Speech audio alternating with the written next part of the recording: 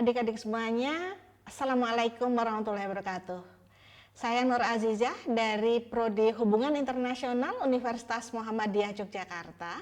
Kali ini kita akan membicarakan salah satu topik yang sangat menarik dan sangat penting dalam mata kuliah Teori Hubungan Internasional 1, yaitu tentang model.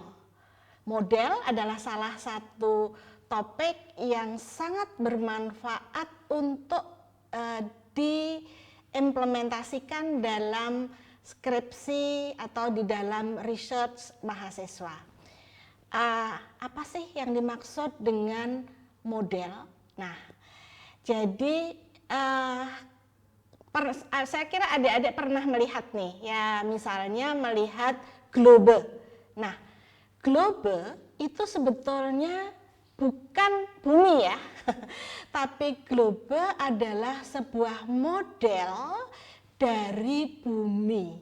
Jadi globe itu akan memberikan gambaran kepada kita secara sederhana, secara mudah, sehingga mudah membayangkan seperti apa sih yang gambaran dari sebuah bumi. Meskipun kita belum pernah melihat atau belum pernah menginjakkan kaki ke Kanada misalnya, tetapi dengan globe kita bisa mengetahui, oh Kanada itu letaknya di sebelah mana dan sebagainya.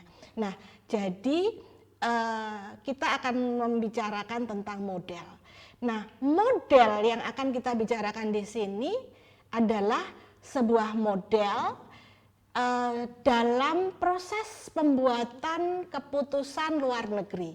Sebagai seorang mahasiswa hubungan internasional, pasti kita harus mengetahui seperti apa sih proses pembuatan kebijakan luar negeri. Tetapi tentu ini tidak mudah untuk melakukan analisa karena banyak di antara kita yang belum pernah terlibat langsung di dalam proses pembuatan keputusan tersebut. Nah, karena itu Graham T. Allison memberikan gambaran tentang model-model pembuatan keputusan dalam bukunya yang sangat terkenal The Essence of Decision.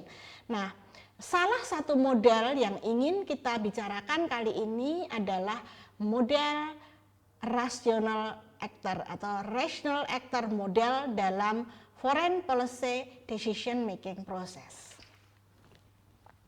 Nah, menurut Graham Allison, di dalam pembuatan keputusan luar negeri,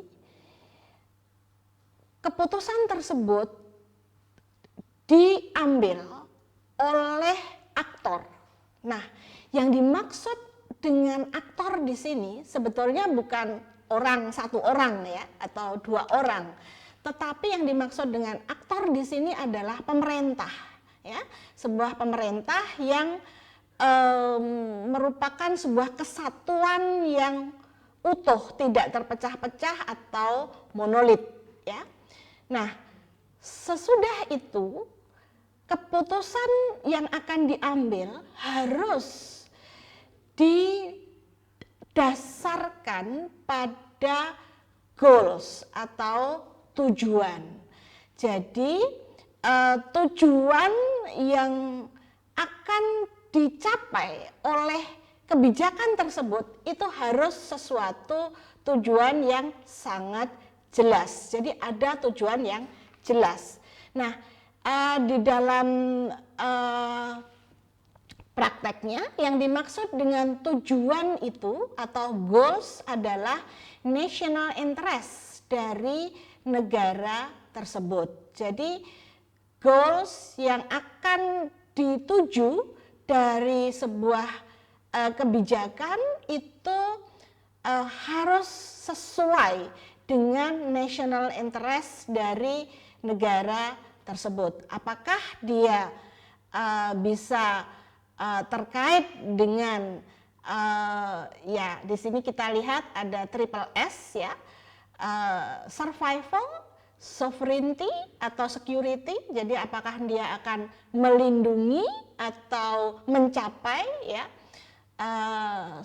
survival, sovereignty atau security sebuah negara, atau mungkin juga dia goals-nya itu adalah sebuah keinginan untuk mencapai pertumbuhan perekonomian tertentu ya, ekonomik, atau mungkin goals-nya itu terkait dengan perlindungan warga negara atau perlindungan budaya dari negara tersebut ya. Jadi ini yang terkait dengan goals, pasti akan terkait dengan salah satu aspek tersebut. Nah, sesudah itu langkah berikutnya adalah menentukan untuk mencapai goals tersebut, langkah-langkah apa saja yang mungkin dapat diambil ya. Ini yang disebut dengan alternatif atau option. Mungkin kita mengambil langkah A, mungkin juga kita akan mengambil langkah B, atau mungkin juga kita akan mengambil langkah C. Pada prinsipnya pasti ada beberapa langkah yang dapat diambil ya. Nah, apa yang akan dipilih masalahnya? Jadi yang akan dipilih tidak ketiga langkah tersebut, kita hanya akan memilih salah satu option atau salah satu alternatif. Nah, ketika kita memilih, maka pilihan tersebut harus didasarkan pada pertimbangan rasional, pertimbangan yang rasional. Apa itu pertimbangan rasional?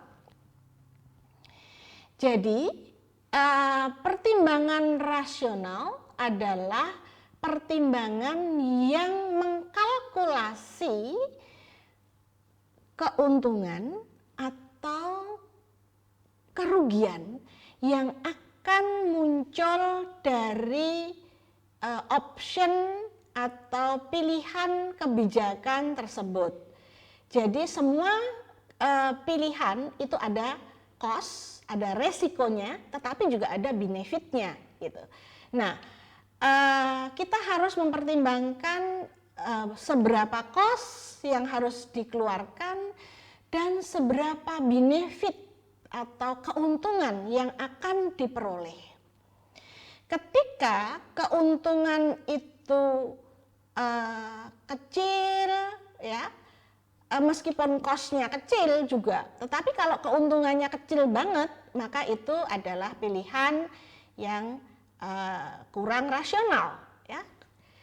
Tetapi sebaliknya, mungkin hasilnya sangat spektakuler, tetapi bisa juga hasil yang spektakuler itu harus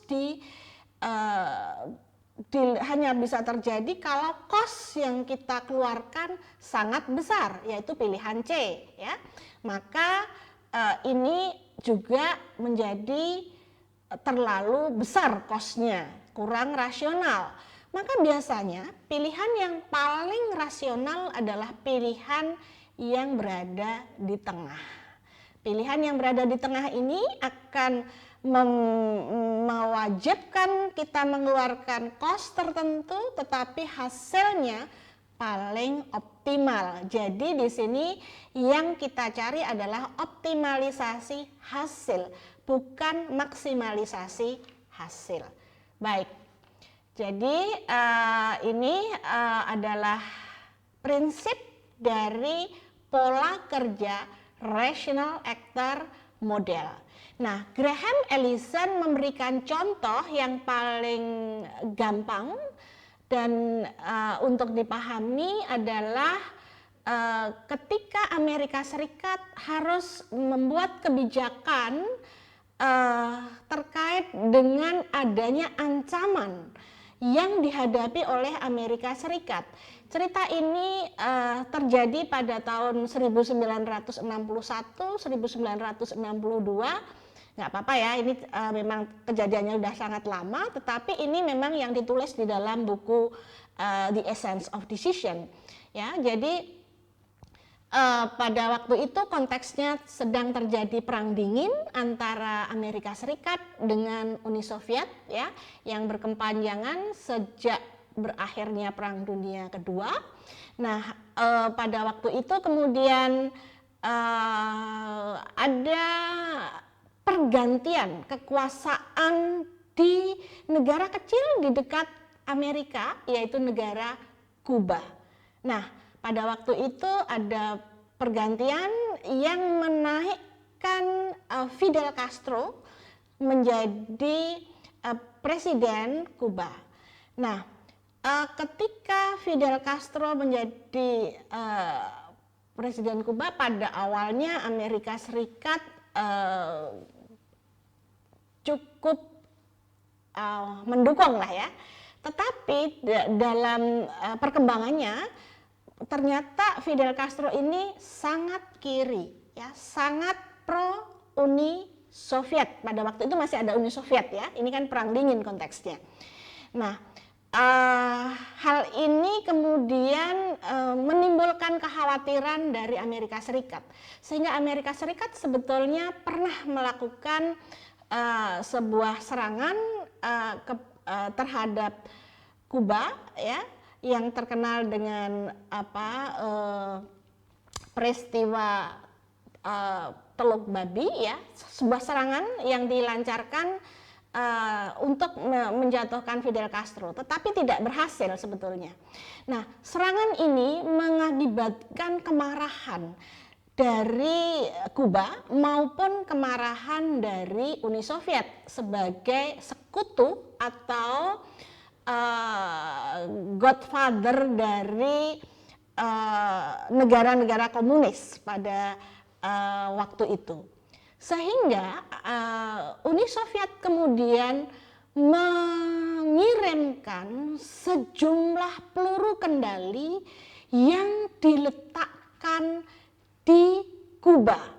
Nah, perlu kita ketahui bahwa peluru kendali Kuba yang diletakkan di Kuba ini sangat berbahaya ya bagi Amerika Serikat, karena kita lihat nih, jarak Kuba dengan Amerika Serikat itu hanya 160 km ya, hanya 160 km. Jadi peluru kendali itu dapat dengan mudah menghancurkan kota-kota yang ada di Amerika. Jadi jarak antara Florida, salah satu kota besar di Amerika, dengan Kuba itu hanya 160 km. Nah, kalau seandainya peluru-peluru kendali ini benar-benar diluncurkan, maka pasti Amerika akan hancur. Nah, sebagai seorang decision makers, negara harus bertindak apa untuk menghadapi situasi atau krisis semacam ini. Maka disinilah kita kemudian akan melihat ada beberapa alternatif yang dapat dilakukan oleh Amerika Serikat. Oke, tujuannya apa? Jadi tujuannya jelas di sini. Tujuannya adalah bagaimana melindungi eksistensi atau survival Amerika Serikat, melindungi sovereignty, kedaulatan Amerika Serikat, melindungi security dari Amerika Serikat. Itu merupakan tujuannya. Nah, ancamannya adalah peluru kendali ya. Ancamannya ini adalah peluru kendali. Nah, pilihan yang dapat dilakukan adalah pertama, doing nothing ya. Biarkan aja lah gitu ya. Kalau membiarkan saja ini cost-nya ringan, tetapi terancam terus gitu kan. Jadi benefitnya sangat kecil ya. Atau kalau pilihan yang lain adalah pilihan serang saja balik ya, serang saja balik Kuba. Kuba sebetulnya adalah sebuah negara kecil ya, jika dibandingkan dengan Amerika Serikat, dan mungkin kemungkinan besar akan menang Amerika Serikat. Tetapi masalahnya sebuah serangan ke Kuba itu akan memakan biaya yang sangat besar. Meskipun mungkin dapat menang, ya pasti kita belum tahu persis apa bisa menang atau tidak, tetapi kemungkinan besar menang itu mungkin, tetapi itu cost-nya sangat besar. Maka pilihan yang paling rasional adalah melakukan blokade atau blockade. Nah, itulah yang dipilih oleh Amerika Serikat. Nah, coba kita lihat di sini yang dipilih oleh Amerika Serikat adalah melakukan blokade terhadap Kuba, sehingga Kuba itu tidak dapat bergerak. Jadi Amerika Serikat kemudian meletakkan pesawat-pesawat tempur di sekitar Kuba, ya. Pesawat-pesawat tempur ini dapat dilihat di gambar di tayangan itu, dan juga meletakkan sejumlah kapal-kapal perang di sekitar Kuba, sehingga Kuba itu tidak bisa bergerak. Dia akan kalau akan bergerak kemana-mana pasti akan harus melewati pesawat tempur ataupun melewati kapal-kapal tempur yang berada di sekitarnya. Nah, kondisi seperti ini sangat mengancam perekonomian Kuba, dan ini memaksa mereka untuk melakukan dialog, sehingga mereka sampai pada kesepakatan bahwa peluru kendali yang diancamkan ke arah Amerika Serikat akan ditarik. Nah, ini menunjukkan bahwa sebuah ancaman tidak harus dihadapi dengan sebuah serangan perang konkret, tetapi cukup diatasi dengan mengadakan blockade atau blokade. Blokade ini membutuhkan biaya pasti, tetapi ternyata efektif untuk mencapai tujuan, yaitu melindungi Amerika Serikat dari ancaman peluru kendali.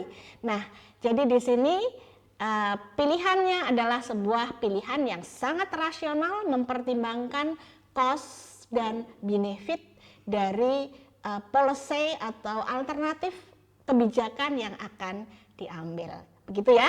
Terima kasih. Paham kan yang dimaksud dengan rational actor model?